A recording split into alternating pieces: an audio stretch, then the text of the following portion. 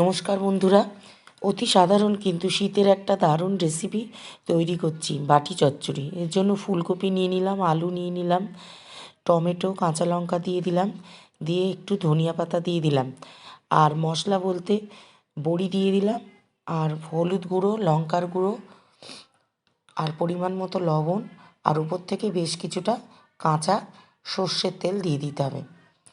দিয়ে একটু গরম জল এর মধ্যে দিয়ে ঢাকা দিয়ে ফুটিয়ে সেদ্ধ করে নিতে হবে। ব্যাস, ঢাকা দিয়ে ফুটিয়ে সিদ্ধ করে নিলে হয়ে যাবে বাটি চচ্চড়ি। আর না হবার আগে একটু ধনিয়া পাতা কুচি দিয়ে দিতে হবে ওপর থেকে ছড়িয়ে। ব্যাস রেডি বাটি চচ্চড়ি। অসাধারণ খেতে লাগে গরম গরম। যদি এই রেসিপিটা ভালো লাগে তাহলে অবশ্যই পাশে থাকবেন, একটু লাইক শেয়ার করবেন। নমস্কার, তৈরি হয়ে গেল গরম গরম বাটি চচ্চড়ি। আজ এই পর্যন্ত।